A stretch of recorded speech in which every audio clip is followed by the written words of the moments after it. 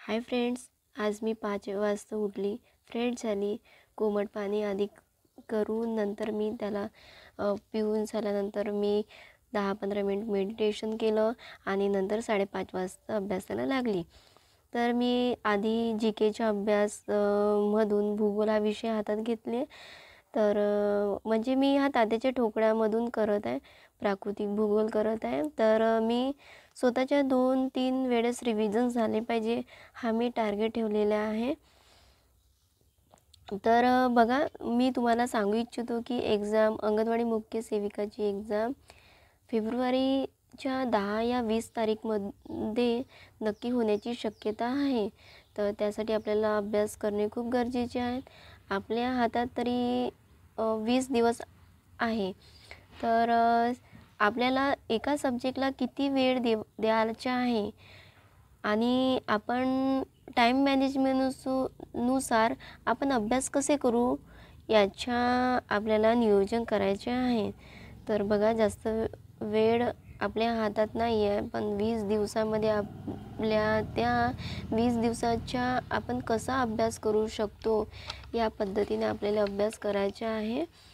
तर नक्की आपल्याला जोमाने अभ्यास करायचा आहे. बिलकुल इकडे तिकडे लक्ष न देता फक्त आपला फोकस अभ्यासकडे असायला पाहिजे आणि लोक काय म्हणतात याच्याकडे न लक्ष देता फक्त फोकस अभ्यासकडे करायचा आहे मैत्रिणींनो. तर बघा, 7:10 झालेले आहे. तर दुपारची वेळ होती 12 वाजता. दुपारच्या 12 वाजता विहारात बुद्धाची मूर्ती मांडण्याचा कार्यक्रम होता. तिथे आम्हाला जाणे भाग होता. तर विहारात आम्ही गेल्यावर भंतेजीने खूप शांततेचे मार्गाने सांगितले होते आणि मनाला खूप छान वाटते. तर बघा, मी तुम्हाला दाखवित आहे. तर 12 ते 2 वाजेपर्यंत हा कार्यक्रम झालेला होता. तर अजून तो पुढे चालू होता, पण मी तिथून लगेच आल्यावर घरी मग परत आल्यावर नंतर मी 2 ते मग 3 वाजताच्या दरम्यान मी मग नंतर पुन्हा अभ्यासला लागले. कारण की बघा, आपल्याला प्रत्येक वेळ हा खूप इम्पॉर्टंट आहे. तर आपल्याला वेळेचे नियोजन करता आल्या पाहिजे. तर मग मी नंतर मराठी हा सब्जेक्ट घेतला. मी मराठी सब्जेक्ट कारण की सामान्य अर्थी, विरुद्धार्थी, वाक्याचे प्रकार, उद्गारती शब्दार्थ म्हणजे उद्गारती वाक्य, सेंटेन्स हे सगळंच म्हणजे माझ्याकडे TCSचे सगळे विश्लेषण दिलेले आहे. तर मी तिथूनच करते.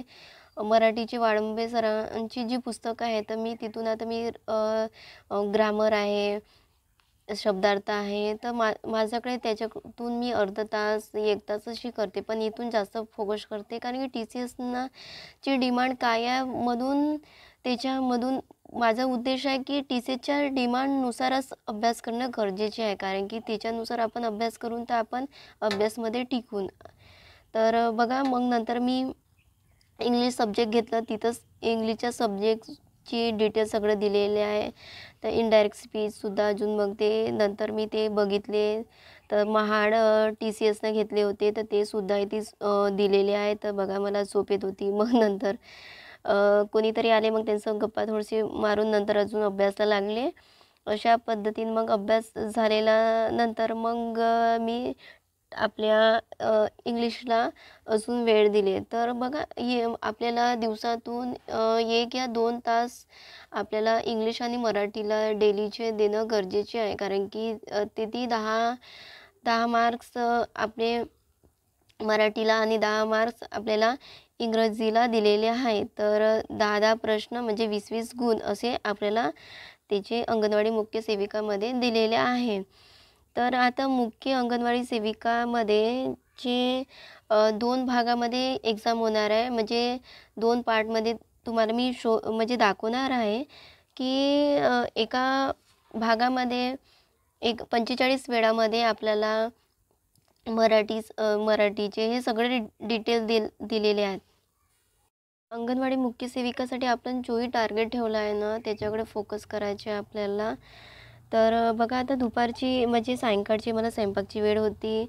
तर मला लसूण शिलताना मग मी संगणकच्या टॉपिक उत्कर्ष अकॅडमिकमधून मी ऐकत होती आणि आपले ते काम बी चालू ठेवले होते.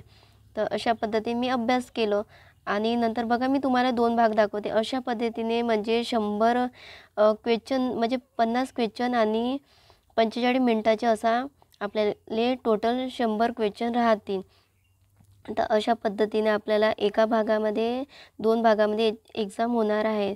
मग रात्रीच्या वेळी मग मी नंतर आपलं म्हणजे माझ्याकडे TCSची मॅथ्सची वर्कबुक होती. तिथे मग मी नंतर पहाडे, रोमन संख्या, क्यूब, स्क्वेअर हे सगळं रीड केले. कारण की डेली आपल्याला हे सगळं करणे गरजेचे आहे. तर बघा मग हे मी सॉल्व केलेले आहेत.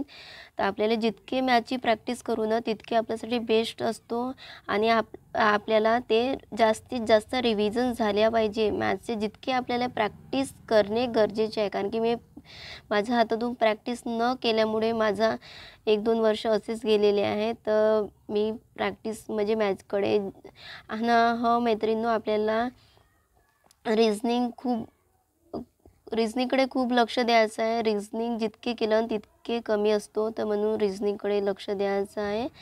आणि नंतर आपल्याला सगळे मग मॅथ्सचे जे IMP टॉपिक आहे तुम्हाला IMP टॉपिक मी शेअर केले आहे. नक्की जा आणि व्हिडिओ नक्की बघून तुम्ही तिथून 40 गुण नक्की आपल्याला जर ते टॉपिक आपण केलं ना नक्की आपल्याला 40 गुण नक्की मिळणार आहे. तर मी अशा पद्धतीने मी वर्कबुक तुम्हासोबत मी शेअर केलेले आहे. तर माझा व्हिडिओ तुम्हाला आवडेल तर लाईक करा, कमेंट्स करा, शेअर करा.